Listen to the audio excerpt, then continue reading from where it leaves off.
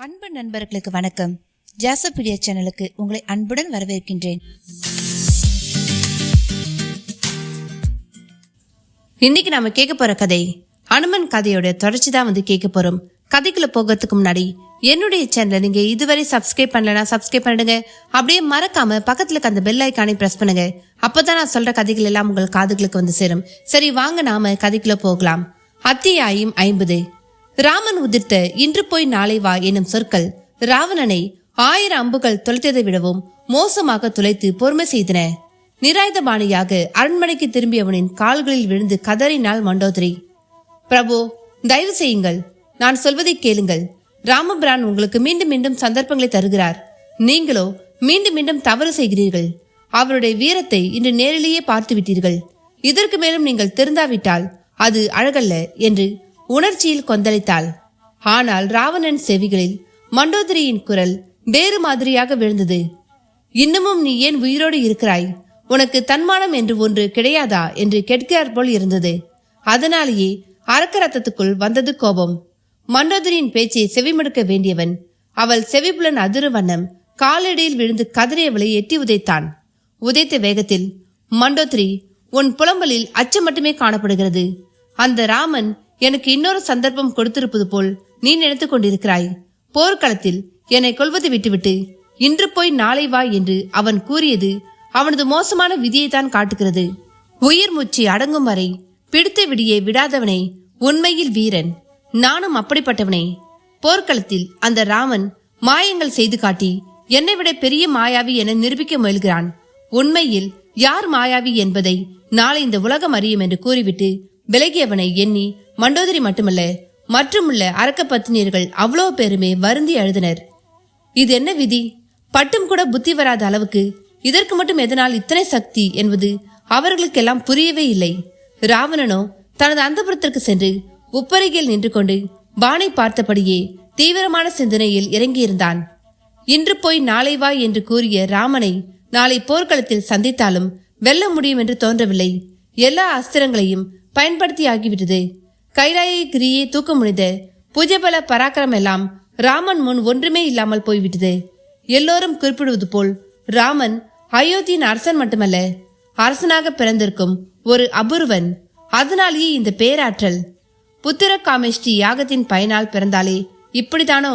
அல்லது இலங்கையின் கடைசி குடிமகன் வரை அழிக்கும் திராணியுள்ள ஒருவனை நான் வெல்ல முடியும் என்பதால் தான் இன்று போர்க்களத்தில் சென்றிருக்க வேண்டிய என் உயிர் செல்லவில்லையோ? ராவணனுக்குள் எண்ணங்களின் ஊர்வலம். இடையில் அவன் உப்பருகே ஒட்டிய தோட்டத்தில் மயில் ஒன்று அகவியது. அந்த சப்தம் வினாடியில் அவனது உற்ற நண்பனான பாதாள லோகத்து மயில் ராவணன் தான் நினைவுக்கு கொண்டு வந்தது. மயில் ராவணன் நினைவுக்கு வந்தால் கூடவே ஐராவணனும் நினைவுக்கு வருவான்.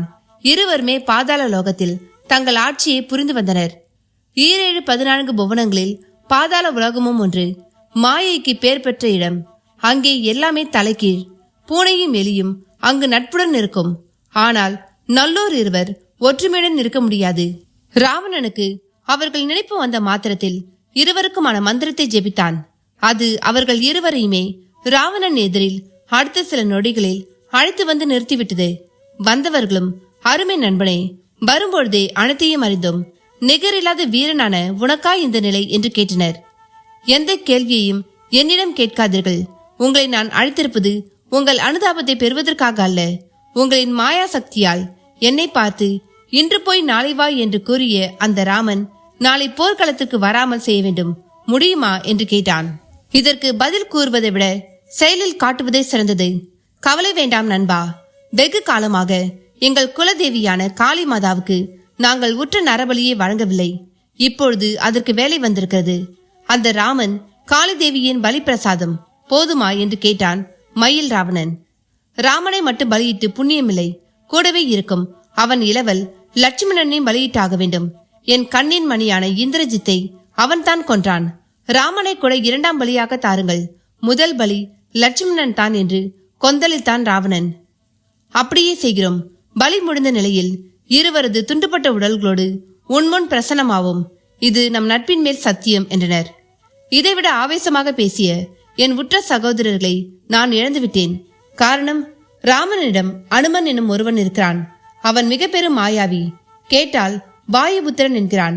இவன் வாளுக்கு வைத்த தீயால் என் இலங்கை எரிந்ததே மிச்சம்.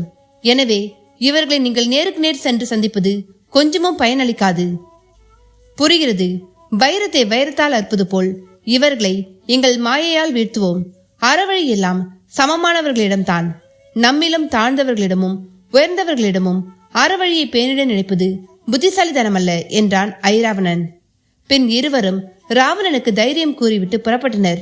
யுத்த களத்தை ஒட்டிய குன்று பகுதியில் ராமனும் லட்சுமணனும் இருந்தனர். மற்றபடி திரும்பிய பக்கமெல்லாம் வானர வீரர்கள்.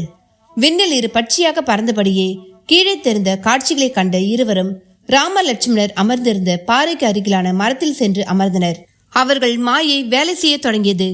அடுத்த சில நொடிகளிலேயே அங்குள்ள அவ்வளோ பேரும் மயங்கி உறங்க தொடங்கிவிட்டனர். நல்ல வேளையாக அனுமன் அப்பொழுது சமுத்திர ஸ்நானம் புரிய சென்றிருந்தான். ராமனும் லட்சுமணனும் கூட மயங்கிட அவர்கள் இருவரையும் அப்படியே இருவரும் கவர்ந்து சென்றனர். அனுமன் திரும்பி வந்து பார்த்தபொழுது மொத்த வானரங்களும் தூங்கியபடி இருக்க ராம லட்சுமணர்களின் கோதண்டமும் அம்பரா துணியும் மட்டும் கண்ணில் பட்டது. இருவரும் எப்பொழுதும் அதை பிரிந்திருந்ததே இல்லை. அதிலும் இது யுத்த காலம். அவர்கள் பிரிந்திருக்க வாய்ப்பே இல்லை. அனுமனின் யூகம் வேகமாக வேலை செய்து விபீஷணனை எழுப்பியது. விபீஷணனும் இப்படி ஒரு உறக்கம் எனக்கு இத்தனை நாளில் வந்ததே இல்லை. ஒட்டுமொத்த சேனையே உறங்குகிறது என்றால் ஏதோ மாயம்தான் நிகழ்ந்திருக்க வேண்டும் என்று மிக சரியாகவே கூறினான். என்றால் ராவணனின் சதி செயலோ? ஆம், நேருக்கு நேர் நின்று மோதினால் உயிர் போவது நிச்சயம் என்பதால் ஏதோ மாயம் செய்திருக்கிறான். ஏதோ மாயம் இருக்கட்டும், அதற்கு பிரபுக்களை மயக்கும் ஆற்றல் எப்படி இருக்க முடியும்? இருவருமே மாயை வேறறுப்பவர்கள் அல்லவா? இதுவும் ராவணனுக்கு தெரியாதா என்ன என்று விபீஷணன் கேட்ட நொடி அங்கே ஒரு மயிர்பீலி கீழே கிடந்தது. மயில் ராவணனின் சிரசில் உள்ள கிரீடத்திலிருந்து உதிர்ந்த அந்த மயிர்பீலி வந்தது மயில் ராவணன் என்பதை விபீஷணனுக்கு உணர்த்திவிட்டது. சுந்தர புருஷனே, எனக்கு விளங்கிவிட்டது. வந்தது மயில் ராவணனாக இருக்க வேண்டும். இதோ மயிர்பீலி. மயில் ராவணனா? இது யார் புதிதாக? பாதாள லோகத்து அரசன், என் தமையனின் நெருங்கிய நண்பன். இவனும் ஐராவணன் என்பவனும் இணை பிரியாதவர்கள். ஒரு ராவணனையே தாழ முடியவில்லை, மேலும் இரு ராவணர்களா? ஆம், இருவரும் மாயையை உருட்டி விளையாடுவதில் அதிசமர்த்தர்கள். காளி மாதாவை குலதெய்வமாக கொண்டவர்கள். என் யூகம் சரியாக இருந்தால் பிரபுக்களை தூக்கி சென்ற அவர்கள் காளிக்கு பலியிட பார்ப்பார்கள். அது என்ன நடக்கிற காரியமா? அவர்கள் மாயை பிரம்மாஸ்திரத்திற்கு இணையானது. எப்படி பிரம்மாஸ்திரத்திற்கு அனைவரும் முதலில் கட்டுண்டே தீர வேண்டுமோ அப்படி இவர்கள் மாயைக்கும் யாராக இருந்தாலும் கட்டுண்டே தீர வேண்டும். கூடாது, நம் பிரபுக்கள் இருவரையும் மீட்டே தீர வேண்டும். அது உங்களாலேயே முடியும். கால தாமதமின்றி இந்த இலங்கையை சுற்றியுள்ள காளி கோவில்களுக்கு சென்று தேடினாலே போதும்.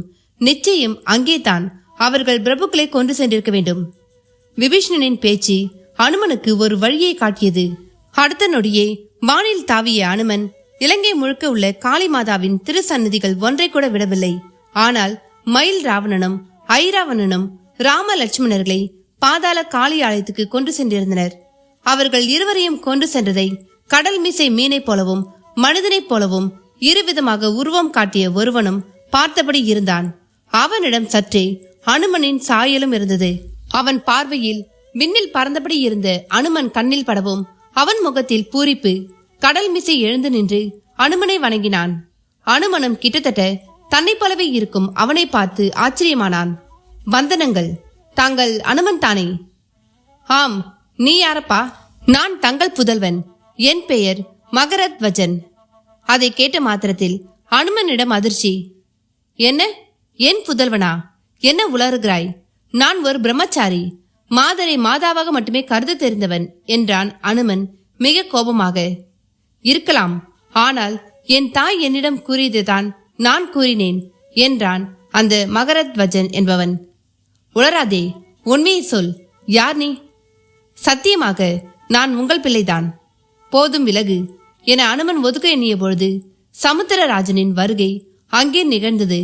சுந்தரா, சுந்தரா, கோபத்தை தவிர்க்க வேண்டுகிறேன். நான் கூறுவதை சற்று கேளுங்கள். நீ என்ன கூறப் போகிறாய்?